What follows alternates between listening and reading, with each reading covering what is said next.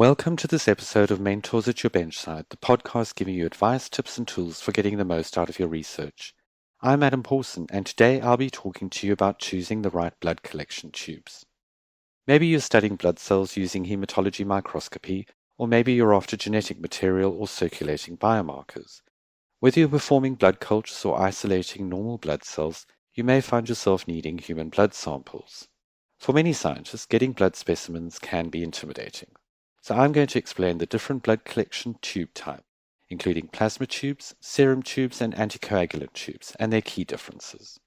Whether you're collecting your samples in-house or through a clinic, hospital, or pathology center, you'll need to have a good idea of what kind of blood tubes suit your purposes.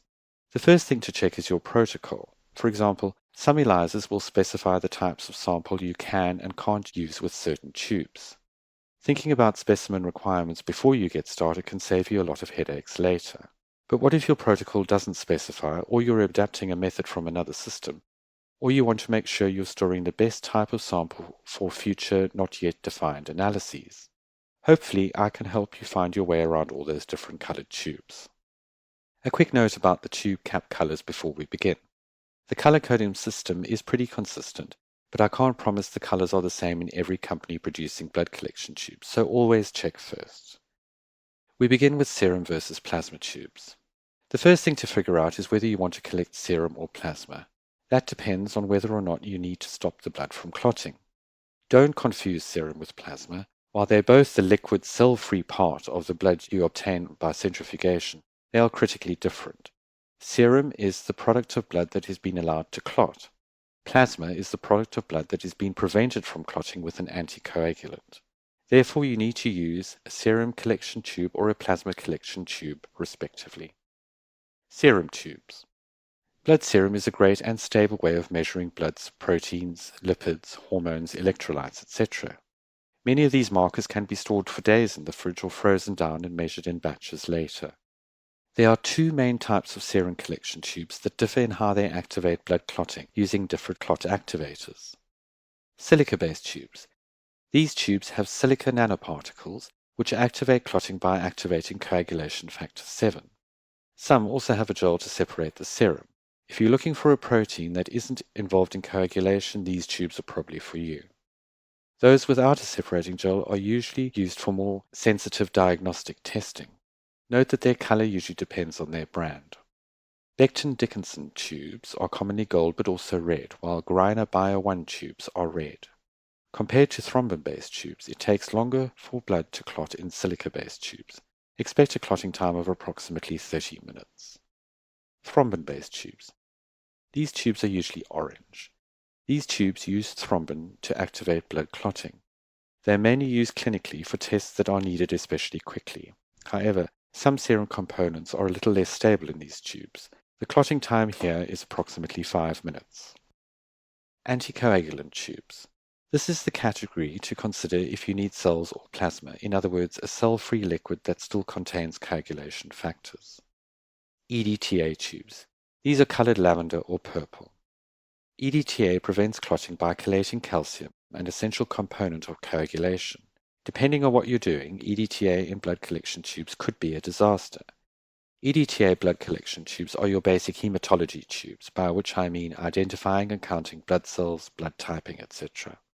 Plasma stored from EDTA-treated blood can also be used to measure proteins, and genetic material can easily be stored from EDTA buffy coats, in other words, the interface between the red cells and the plasma after centrifugation containing white cells and platelets. Note that these tubes contain either K2-EDTA or dipotassium, or K3-EDTA or tripotassium. Be aware that K3-EDTA is more hyperosmolar due to the extra potassium ion, meaning it will concentrate blood samples more than K2-EDTA via the hyperosmolar effect. Sodium citrate tubes. These are colored light blue.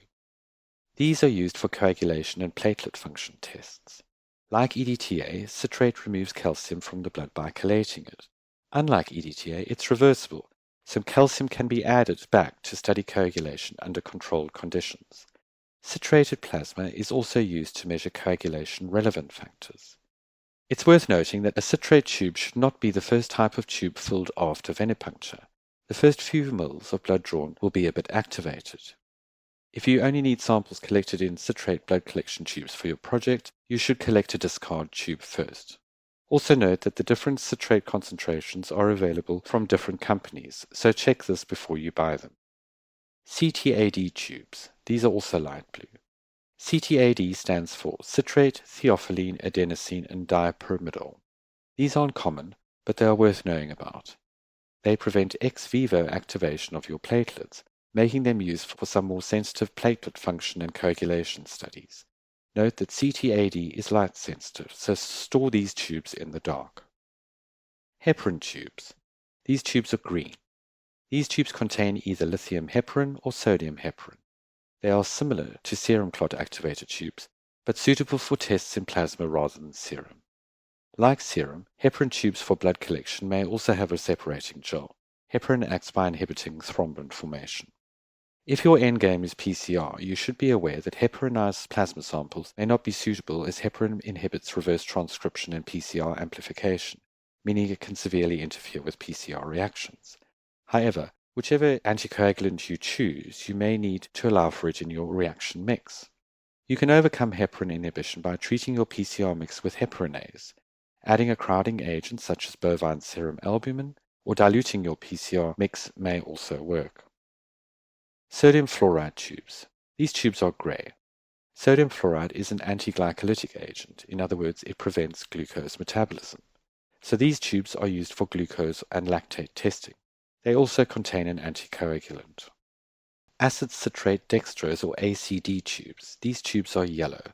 They are not common, but they are used for blood and tissue typing and DNA analysis. Finally, sodium polyanthenol sulfonate or SPS tubes. These are also yellow. SPS stabilizes bacterial growth, so they are useful for microbiology reactions. SPS stabilizes bacterial growth, so these tubes are useful for microbiology applications. For more specific purposes, there are additional types of blood collection tubes out there, but hopefully this has given you a handle on where to start. Remember to consider whether you want plasma or serum and pick your tube accordingly. For more specific purposes, there are additional types of blood collection tubes out there, but hopefully this has given you a handle on where to start. So that's it for choosing the right blood collection tubes. Check out the episode description for links to related articles and resources. And don't forget to subscribe to the podcast to get more help and advice from mentors at your Benchside.